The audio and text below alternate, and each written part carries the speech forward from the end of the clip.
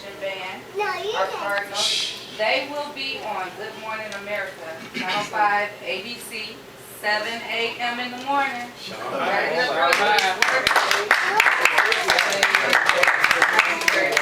Thank you very much. If you want to be in attendance just for support reasons, I talked with Mr. Wilson and Ms. Corley. The band will be at the Rock and Roll Hall of Fame at 5:45 in the morning. So pretty early, but some of y'all used to farm and all that kind of stuff. Other than that, I just again want to just apologize about the last meeting. We have to work together to get things done, and that's what we're doing. That's why these kids will get an opportunity to be better with their life. And then, I've been to a few school board trips, and I'm mentioning it at council because I'm learning about the direction of our school district as well. The state was just in our schools last week, and that means a lot. And I can go on, but I don't have time to explain that. And also, and just to share with you, I was chosen out of hundreds of school board members across the state of Ohio to represent the entire Northeast Ohio.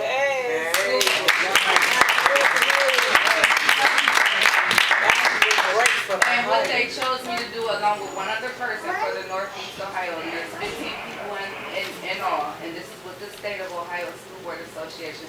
I am in charge of student achievement leadership. All right. So, excellent. Thank you very much. Thank you. Thank you. Good evening. I am Fambrough Tony. I am a resident of East Cleveland since 1964. She's one of my residents. I was living on Crawford, 86 in Crawford, and they bought my house because they were making that Martin Luther King Plaza. I relocated to East Cleveland because at that time it was the school, you couldn't beat the school system. Judge Allen was on the bench, and my neighbors would not come to East Cleveland because they said, I'm not going up there running no stop sign, and that judge threw me in jail. They didn't come to East Cleveland then.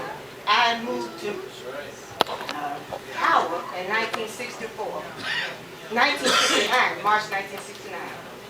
And that was a beautiful street. But I want you and Barbara Thomas to come down Howard one more time. I have been your meeting 2 Mondays in a row, ask you for the number to the street lights. I have not had a street light on that street in 2 years. Let me explain something, guys. I called you twice. I was just over there the other day, and Mr. Marshall said he's going to put a lamp up in your thing. But I'll copy it. You called me? Yes, I did. Your line was top. Well, I even came back. I'm sorry. Well, anyway, that is my complaint. I mean, Saturday someone was out there and they blocked off the half end down there. But they didn't take away the dead dog in a bag, stinking. They took the tires away with a barrel with oil. They took that away. They threw the mattresses and all the other stuff on the residence lawn and the staff. But I need the other end up by me blocked off because they still dumping. And I don't want nobody to hurt my neighbor going up. You can't dump it. My son's running out there. Don't dump. But we can't see them all the time. And, I mean, that street is terrible. It needs somebody to come out and do something. And I do want a street light. In July, I'm having my family reunion, and I've had it. This is the 4th time in 1988. If they come out there and see this street, I would be so embarrassed. I'm 81 years old, and I don't want that. All right, I'm looking for you to help. Council Officer Rashida. I'm currently working on the school board, and I'm not asking for a dime. That's what I'm saying. I've listened to community since 1960. May I address you? Listening to some of the conversations here this evening, it comes to mind something in particular. We've heard, and we all personally know, that just a few miles down the road from us, one of the second fastest growing places in the state of Ohio, right under the bridge. So, it would seem to me that our administration would be in talks, hands extended, trying to find out how because they're coming here with or without. Yes, They come yes. So it's incumbent upon us to really start looking everywhere else, and that be the last possible thing that we do. Because I don't want us all to look back will be no more than 5 years from now, to walk these streets, and we no longer have a city, and we're looking at all this beautiful stuff going around, and to say that how do we do this? Because ultimately now, we're responsible. That's right. We're responsible. Very good. So I pray for you, and anything I can do to be of support, please just let me hear. Thank you. Thank you. Charles Holmes, 158 Old Taylor Road. I'm not going to be political on the record. You never. Not with y'all. You know, now, this problem ain't just arose today. Now, yesterday, 15 to 20 years ago, when they first started university, everybody talking about the value of this land and this and that and the other. This land's been here. University Circuit was there. They tried to work with the city of East Cleveland 25 or 30 years ago for expansion. And what they said, well, we want to control our own destiny. And what you doing? You're collecting your own destiny. That's what we're doing right now. And reaping. I don't understand. You supposed to be a contractor. Just don't hold up a second. We got a few side conversations going on, you all. Who, I? I want to hear you. He wants to hear what you got to say. Right, I want to hear you. I can't hear you. Quiet. No, what I'm saying is, if everybody here thinking about what somebody else gonna make, the type of money they gonna make and this and that and the other. I haven't seen no businessman wanna go in business and don't make money. That's right. That's what people been hoping and hollering about. University Circuit gonna move in here and make money. If they ain't gonna make no money, they not coming. And if y'all keep holding them back, which way they can go? They can go south, they can go north, which they already doing. If y'all been down there looking, y'all seen what they doing. They're not coming this way. They building apartment buildings and other stuff back the other way. You know, I don't understand why people, if y'all can remember back a little bit, I've been in Cleveland a few years. When Cleveland clinics first started to expand, a lot of those people, they would sell their property. What they do? Go around. Because they was one extravagant amount of money for what they said, this is gold mine, that's gold. All they're going to do is move right around it. You're not going to stop progress. Don't make no difference what y'all say. You can say whatever you want to, you know. Now, what happened is, already, we just about froze out because by not being able to supply the people, police, firemen, and stuff like that. Who in the world would want to come move in this city? You don't have police protection and this and the other. Now, if you move in the other cities, you're going to have to pay more taxes. You think you could move Cleveland, East Cleveland pay the same tax Cleveland Heights and University Heights? Y'all got to be out your mind. That's why I said, y'all put on it, y'all should have come and say, look, if we want to keep our city, and this is what's going to cost. Okay. Come on over, man. Throw the papers on the floor. Only act is last in line.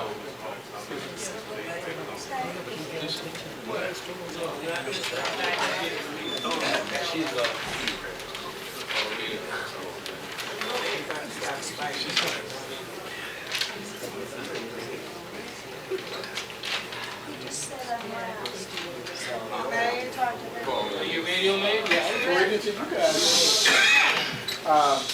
Resolution 1616, a resolution endorsing in principle the mayor's decision to request tax remission. That is the most ridiculous piece of legislation I have ever seen in my life. You have the authority to authorize this and that. I'm not going to deal with that, but that's, and I appreciate you speaking up and catching that. Number two, the law director is a full-time position. The ordinance to require that the city law director be a full-time employee of the city of East Cleveland in compliance with section 113B East Cleveland Charter, sponsored by, whereas the council of the city of East Cleveland has determined that the position of the director of law shall be full-time because it plays an invaluable role in maintaining the health, safety, and welfare of the city. Whereas the director of law is responsible for advising all branches of city government in the most important of the city daily legal affairs. And I won't read the other. Also applies to the law director, the mayor, full-time position in the charter. Let me end in the charter, full-time. Anything full means cannot hold anything else. Is that correct? So now, dealing with the nuisance. I told you folks, you have the authority. Anyone, the charter says this, prohibiting the convenience and welfare of the inhabitants of the city, and all nuisance as cause thereof may regulate the construction, heights, etc. And it goes on that you have the authority to, as you indicated about health problems, all of that dressed in here. I know my time flies. I have trying to skip through it and get the high point. And the government and welfare of the city, and hereafter may grant to the municipality by the Constitution of Laws of Ohio, and all such power, whether expressed or implied, shall be exercised and enforced in the manner prescribed by this charter, or when not prescribed herein, in such manner as shall be provided by ordinance or resolution of the council, not mayor. And secondly, when you're going to relegate, the mayor has stripped you of all your power. You don't have no power. You're just another employee of this city. Because you sit up here and then about the annexation, and the man is trying to do everything he possibly can to make it, to paint a dim picture of this city, and where you become so disgusted, you'll say, well, let's go with annexation or merger or whatever. And you are falling right in that trap. Terry toll-free 760 14511 Terrace Road, East Cleveland, Ohio. I've been against merger and this and that. As far as I'm concerned, University Circle Link is part of white supremacy. When this city was established, I believe about 1918, my aunt who brought me up was just being born. My uncle was born in 1900, and I think my natural mother was born in 1925, and my father, my natural father, I forget. When you talk about the land, and you talk about a predominantly black community, people just come here and want to use us, and as I've said before, want to pimp us. And I really get tired. As far as I'm concerned, Cleveland Clinic pimped us. They stood right here and said, we're going to build you a medical center. Oh, by the way, we're going to knock down your hospital. So I really get tired of being pimped in regards to that. And as far as I understand, the school is going to get their own, because there were, when I was doing public access, there were about 3 different places you can go. One was education, one was for government, and one was a third one for least access. Thank you, least access. And when this years ago, people keep forgetting. I keep telling mostly black folks, we have a different history than the people that used to be here. They were predominantly white. They had jobs. They were head of corporations. They weren't in chattel slavery. Oh, and they didn't want us to learn to read, let alone sit up there or there. So our history is different, and one of the reasons I took the position I did is because history says that black folks just roll over and play dead. What I heard on public television, when they gentrified those places, they knocked businesses out, and people couldn't afford to live. And a little closer to home, Way Park, when I had two people I knew, one family member lived on one side, another family lived on another side. When they gentrified that, those homes went to I think over about $100,000 near the Veterans Administration Hospital. I don't plan to roll over. I don't plan. University Circle Inc. I know you're rich and powerful, but believe me, my picket sign can get very nasty. Dr. Patricia Joei, KT94 Farmington. I'd like to thank Councilman Thomas for her mention of the death of Mr. Walls. I'm sorry, I lose my voice when I'm around all this Senate stuff, and that's the voice I got.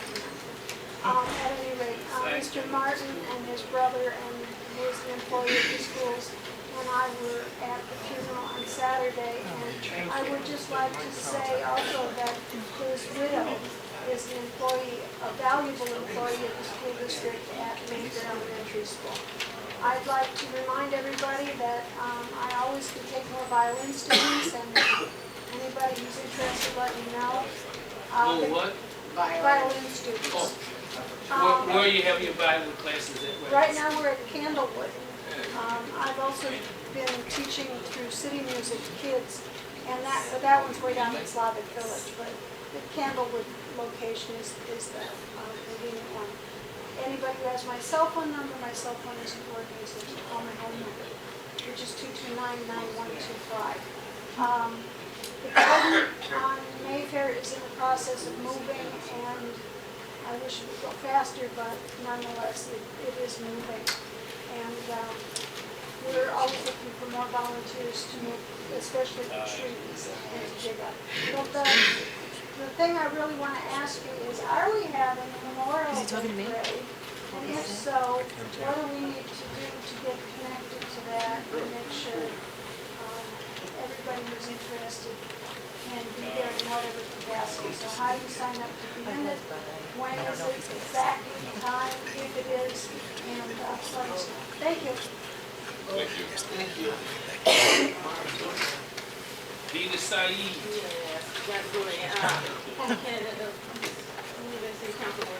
Can't hear you. Former candidate of East Cleveland Council worker. Can't hear you. It don't work.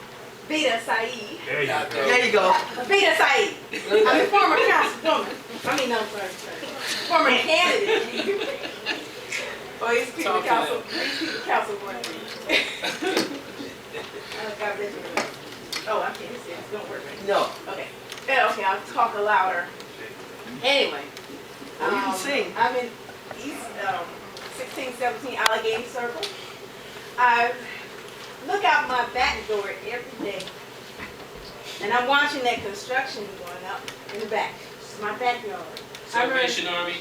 Yes, and it was a beautiful yard. My cats going over there, the deer were out there, the rabbits were out there, and they dug up probably the baby rabbits. I was so sad about that.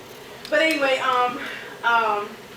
I think, one thing, I'm kind of in the dark because I did try to ask a question about the Salvation Army. I know you had meetings and everything. Of course, I couldn't make it, to everything.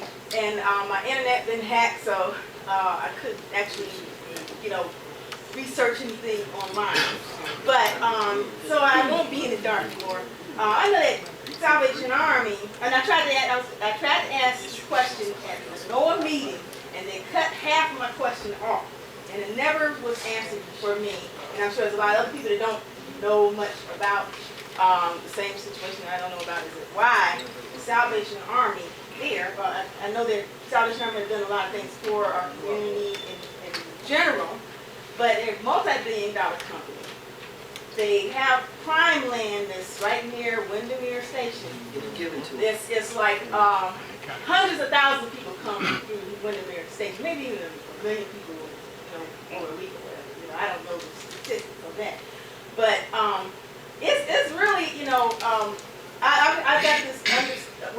I've got noticed that it was given away, and Cleveland Clinic was given away, and that there was a 15-year tax abatement.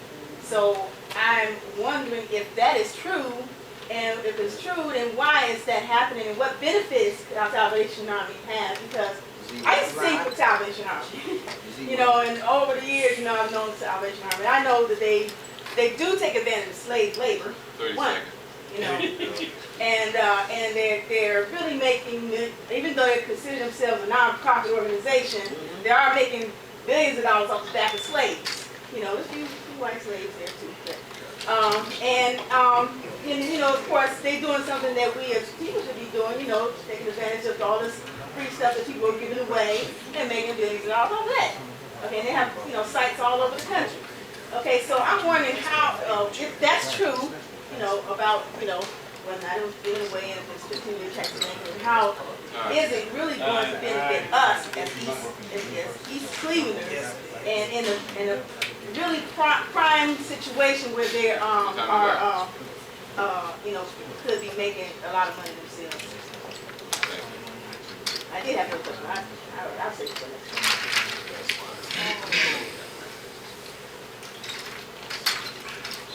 Hi, my name is Dawn Jones from Lakefront Avenue again.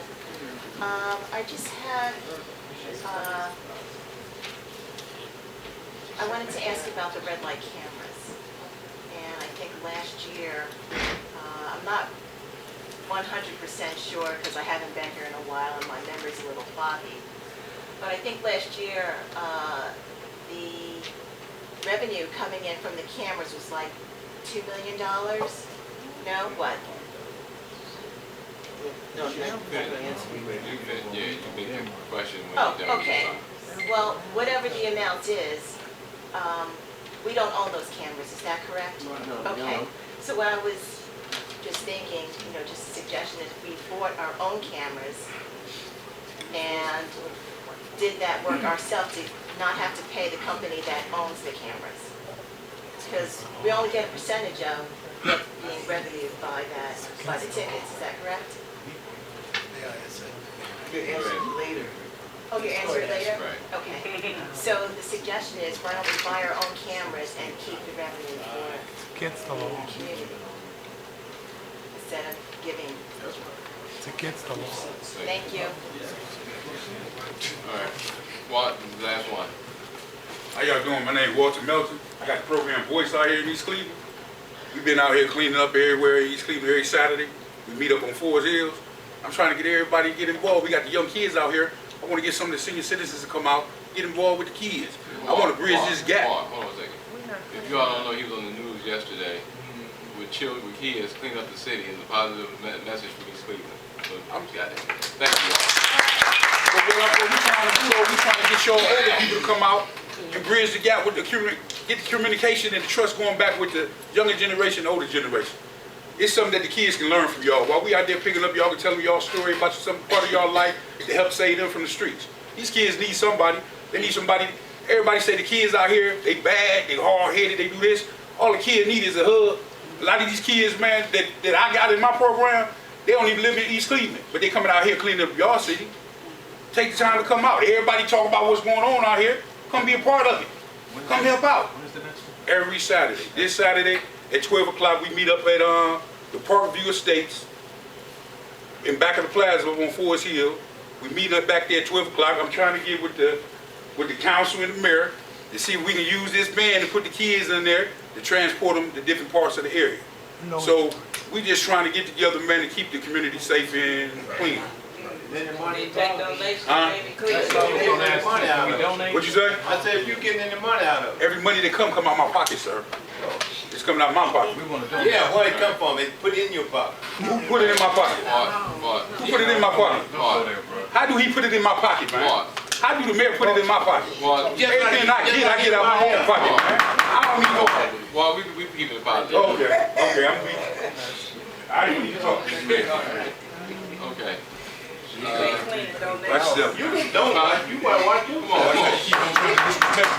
I don't care. I'm not scared of you. Mr. Owens, he was up there talking. Come on, come on, guys. We're talking working together. Get your positive. Mr. President, come on. Mark the mayor.